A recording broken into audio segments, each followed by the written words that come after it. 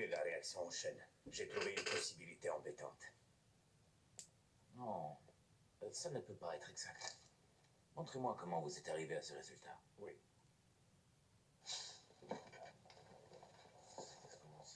Non, non. C'est fantaisiste. Les calculs de Teller ne peuvent pas être bons. Refaites-les vous-même pendant que je suis à Princeton. Pourquoi y allez-vous? Je dois voir Einstein. Mais vous n'êtes pas d'accord sur grand-chose, vous deux. C'est pour ça que je veux son avis.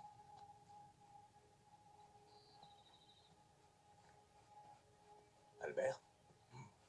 Oh, Oppenheimer. Vous connaissez le professeur Gödel? Nous nous promenons presque chaque jour. Selon moi, les arbres sont les plus stimulantes des structures. Albert, puis-je vous parler? Oui, bien sûr. Excusez-moi, Kurt. Il y a des jours où Kurt refuse de s'alimenter, même à Princeton. Il est convaincu que les nazis peuvent empoisonner sa nourriture.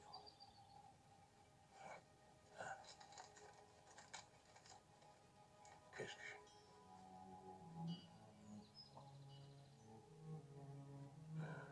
Qui a fait cette étude? Teller. Que pensez-vous que ça implique? Les neutrons frappent un noyau, libérant des neutrons qui frappent d'autres noyaux. C'est la criticité, un point de non-retour, une énorme force explosive. Mais cette fois, la réaction en chaîne ne s'arrête pas. Elle embraserait l'atmosphère. Quand on déclenchera une arme atomique, on risque de créer une réaction en chaîne qui détruirait le monde. Nous y voilà, égarés dans votre monde quantique, rempli de probabilités et en recherche de certitude. Vous pourriez refaire ces calculs vous-même. A priori, la seule chose que nous ayons en commun est notre intense dédain pour les mathématiques. Qui travaille là-dessus à Berkeley? Hans Bethe. Eh bien, il établira la vérité. Et si la vérité est catastrophique? Alors vous arrêtez. Et vous devrez envoyer vos conclusions aux nazis. Pour qu'aucun des deux camps ne détruise la planète. Robert, ceci est à vous, et non à moi.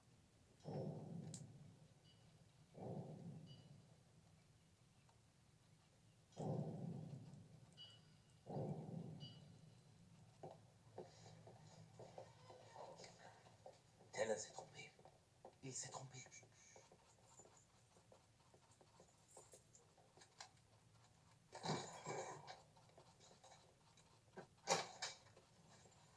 Quand on connaît les hypothèses critiques de Teller, on comprend tout le tableau. En résumé, le risque d'une réaction en chaîne incontrôlée est proche de zéro. Proche de zéro. Oh, puis c'est une bonne nouvelle. Vous pouvez revérifier. Non, on aura le même résultat. En attendant qu'il fasse exploser un de ces trucs pour de vrai, on doit se contenter de ça. Proche de zéro. La théorie brute a ses limites. Bonjour. Hey, bonjour, toi. Oh, il nous a manqué. Vous voulez l'adopter? Elle plaisante. On tenait à vous voir avant de partir. Pour des contrées inconnues. Tu sais qui j'ai croisé l'autre jour? Elton Ton. Ah. Le chimiste de Shell, le type du syndicat. Ouais, le type de la FHCT. Il se lamentait de notre façon de gérer la guerre. Comment ça? De notre manque de coopération avec nos alliés. Apparemment, notre gouvernement ne partage pas ses recherches avec les Russes. Mais bon, d'après lui, la plupart des chercheurs trouvent que cette politique est stupide. Ah oui. Oui. En passant, il a dit que si quelqu'un avait quelque chose à communiquer, en contournant les voies officielles, il pouvait faciliter les choses.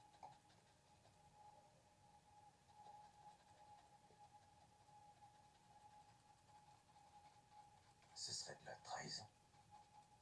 Naturellement, oui. Je te disais ça au cas où. Mouflet et couché. Où sont les martinis?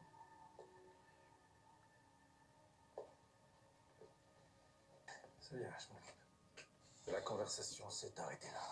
Rien dans notre longue amitié n'aurait pu m'amener à penser que Chevalier cherchait en réalité à obtenir des informations. Et je suis certain qu'il n'avait n'avait aucune idée de la nature du travail que je faisais.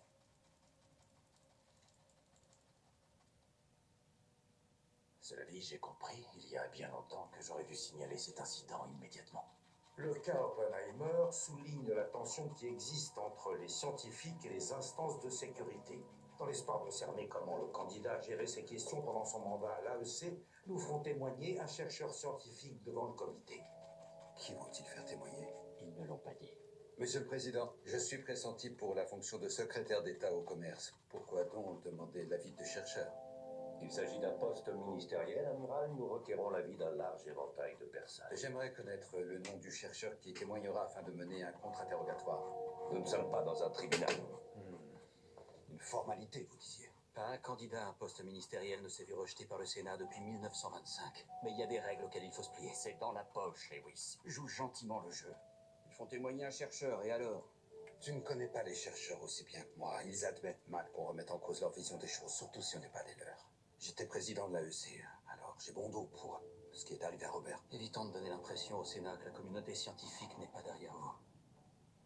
Et si on changeait de stratégie? C'est-à-dire, Assumons.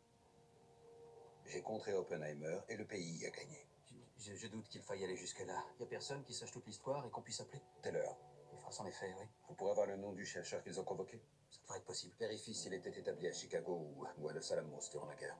Pourquoi est-ce important? S'il était établi à Chicago, il a travaillé avec Zillard et Fermi, et non dans la secte d'Opi à Los Alamos.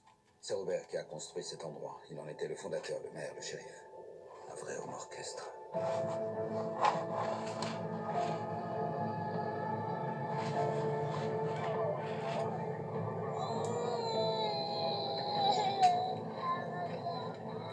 Il ne manque plus qu'un salon.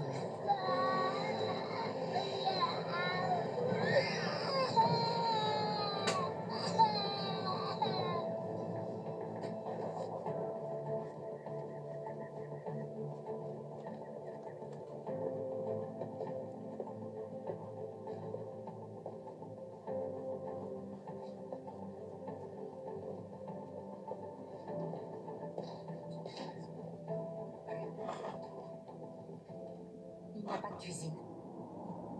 C'est vrai? On va arranger ça.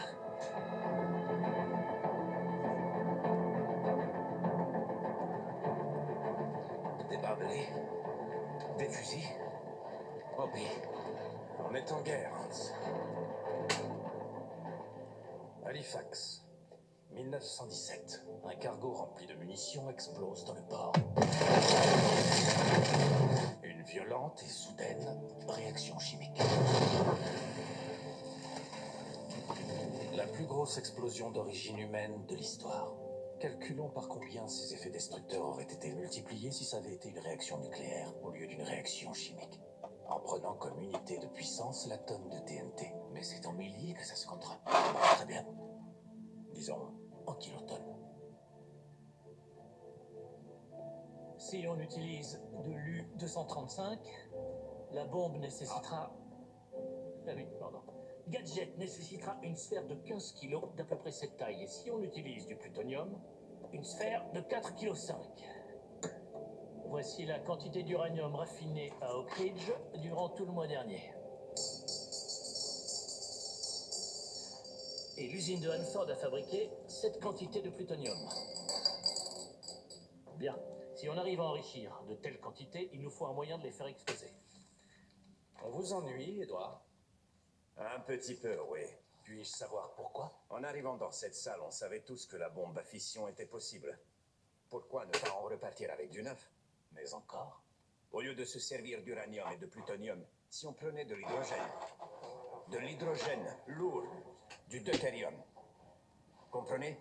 On comprime les atomes sous forte pression pour induire une réaction de fusion. Et là, on obtient non pas des kilotonnes, mais des mégatonnes. D'accord. Attendez. Avec quoi vous générez une force qui fusionne des atomes d'hydrogène? Avec une petite bombe à fission. Bon, alors s'il nous en faut une de toute façon, revenons-en à nos moutons. L'exportation d'isotopes n'était pas votre principal désaccord stratégique avec le professeur Oppenheimer. C'était la bombe à hydrogène avant tout, n'est-ce pas? En bonne collégialité, nous assumions, d'être en désaccord sur nombre de sujets. Et parmi ceux-ci, il y avait le besoin de développer l'abondage. C'est juste.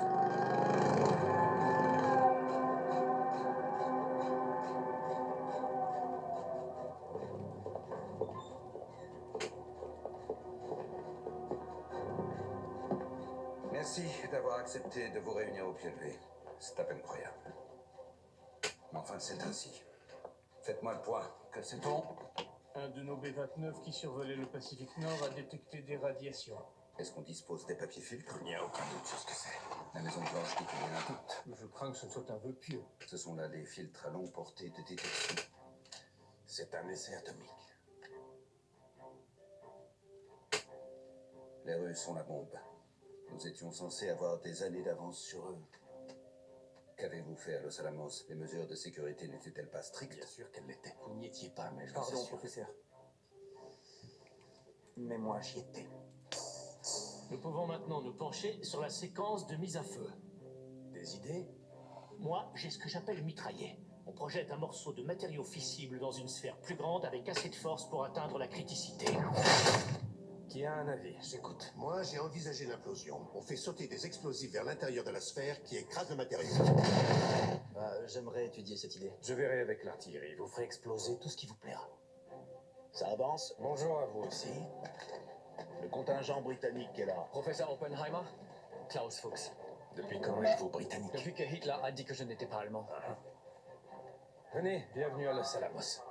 L'école tourne à plein régime, le bar aussi, jour et nuit. Et j'ai réussi à réduire le personnel auxiliaire. Ce serait pas... Madame Cerber, oui, j'ai engagé toutes les épouses. Administration, calcul, bibliothèque, réduction du personnel et union des familles. Toutes ces femmes sont qualifiées. Enfin, voyons, elles font partie des plus grands cerveaux que nous ayons ici. Et elles ont leur habilitation de sécurité. J'ai informé le général Groves que vous tenez chaque soir des débats libres et interdisciplinaires. Oui, arrêtez-moi ça. Le cloisonnement est essentiel. Ça préserve la C'est sécurité. ouvert qu'aux chefs. Il imagine communiquent avec leurs subordonnés. Ces hommes sont loin d'être bêtes, ils savent se taire. Bah, ça me plaît pas. Trop peu de choses vous plaisent pour que ce soit un critère.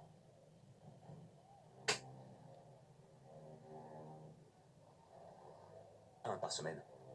Et qu'avec les chefs. J'aimerais faire venir mon frère. Non. Nichols? J'attends toujours confirmation qu'on m'a donné l'habilitation sécurité. Vous attendrez encore. Mais nous allons demain à Chicago. Attendez avant de partir. Vous vous rendez compte que les nazis ont 2 années d'avance? Professeur, si votre habilitation de sécurité se révèle si difficile à obtenir, ce n'est pas ma faute. C'est bien la faute. Si ce n'est pas votre faute, ça reste votre problème, car je compte bien partir. Et combien de personnes participaient à ces débats libres? Trop de personnes. Et le protocole insistait sur le cloisonnement. Nous faisions la course avec les nazis. Et c'est avec les